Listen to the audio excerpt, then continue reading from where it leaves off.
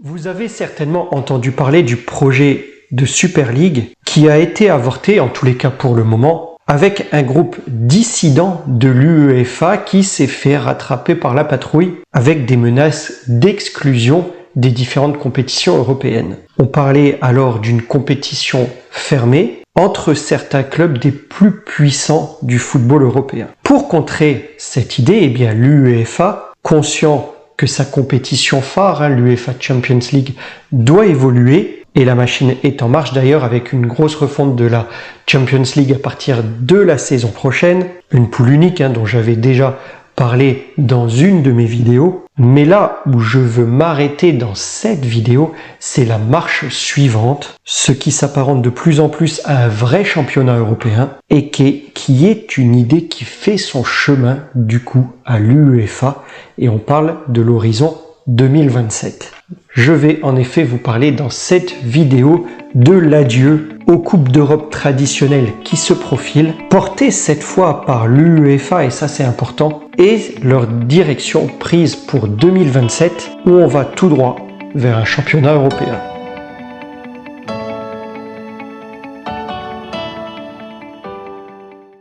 Bonjour les amis et bienvenue dans cette nouvelle vidéo concernant donc les perspectives qui vous attendent en Europe pour 2027. Dites-moi en commentaire ce que vous en pensez, si vous avez hâte, si vous êtes plutôt dubitatif ou si carrément vous êtes réfractaire à cette idée. L'UEFA bosse donc les amis sur sa propre Super League. Et là, je vais aller direct au but pour vous dire de quoi il s'agit. 3 divisions de 18 équipes chacune. Plus de Ligue des Champions ici, vous l'avez compris. On parle ici de Super League pour une espèce de première division, Lega Europa pour une espèce de seconde division et Lega Aspirante pour une espèce de troisième division. En tous les cas, ce sont des noms provisoires pour le moment. Il y a dans ce championnat un système de promotion-relégation, 4 promotions et 4 relégations donc entre la Lega Europa et la Lega Aspirante, la deuxième et troisième division donc, et uniquement 2 relégations et 2 promotions entre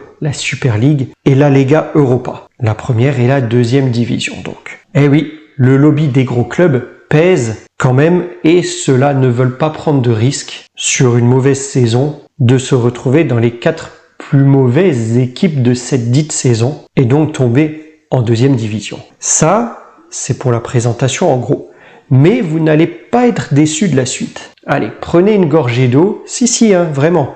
Respirez, détendez-vous et écoutez attentivement. Alors bien sûr, ce système soulève des questions quant aux droits télé et surtout au niveau des calendriers des championnats nationaux. Parce que vous l'avez compris, ce système promet de nombreux matchs, comme un championnat de Ligue 1 par exemple, toutes les semaines. Alors on passe sur le volet de la fatigue des joueurs, ça se saurait si la santé prévalait sur l'argent dans ce monde. Et là, il y a du boulot. On ne va évidemment pas supprimer les championnats nationaux, quoique il pourrait y avoir un scénario catastrophe. Imaginez, on peut se poser la question de la compétitivité des clubs engagés en Super League au niveau de chaque championnat national. Fatigue déjà liée à l'accumulation des matchs, mais aussi des intérêts complets de leur championnat qui les amènerait sans doute à présenter leur équipe B dans le championnat national. Du coup, d'évaluation des championnats nationaux qui entraînerait un désintérêt des diffuseurs qui concentrerait leur budget sur cette Super League, en tout cas sur l'ensemble des 3 divisions de ce championnat européen. Moins d'argent pour les ligues nationales, déclin du football, et dans l'extrême, on arriverait à des ligues européennes professionnelles avec des ligues nationales amateurs. C'est un scénario catastrophe, certes, mais vous voyez qu'il y a des questions et surtout des conséquences qu'il ne faut pas négliger. Et je n'ai pas fini.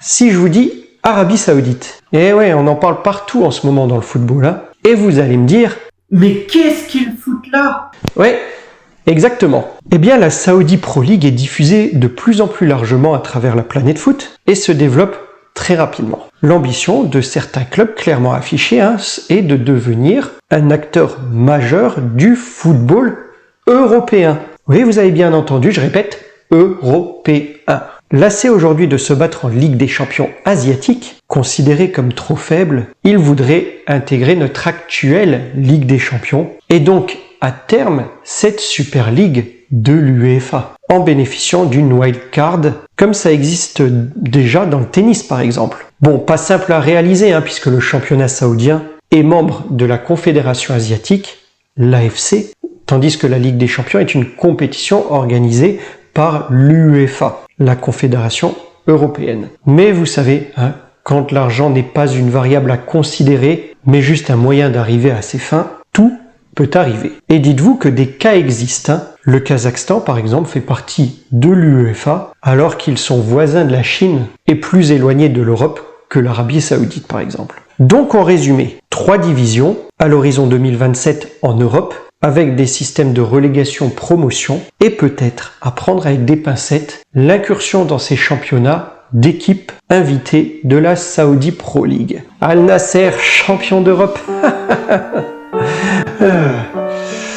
Système qui soulève beaucoup de questions, non seulement sur le plan de l'organisation à mettre en place, mais aussi de la sauvegarde des championnats nationaux. Et si les équipes saoudiennes n'y prennent pas part, rien ne les empêchera de créer une Super League à l'extérieur de l'Europe, et surtout pas l'argent. Vous voyez, la ligne à franchir est fine. À gauche, on invite des équipes hors UEFA et on garde la main. À droite, on ne les invite pas et on s'expose à se faire manger par une Super League extérieure, financièrement plus puissante et qui va peut-être phagocyter des équipes européennes au travers de leur compétition. On n'a pas fini d'en entendre parler et d'en débattre, les amis. J'espère en tous les cas, à travers cette vidéo, vous avoir renseigné, vous avoir donné quelques éléments de perspective en Europe à l'horizon 2027. Dites-moi en commentaire ce que vous en pensez. Quand on sait que la Coupe du Monde des clubs organise en 2025 la première mouture de la nouvelle compétition à 32 clubs, j'en ferai peut-être une vidéo et j'en ferai certainement une si vous me le demandez en commentaire. Eh bien, on verra à cette date en 2025 en quelque sorte une espèce de Super League mondiale. On se dit que le football dans les années à venir va subir des changements majeurs et malgré l'intérêt des gros clubs au niveau financier, certains passionnés ne se retrouveront certainement plus dans ce sport qui perd un peu de son âme. Allez les amis, likez, partagez, commentez, mais surtout appréciez et je vous dis à très vite pour une prochaine vidéo. Portez-vous bien les amis, à bientôt.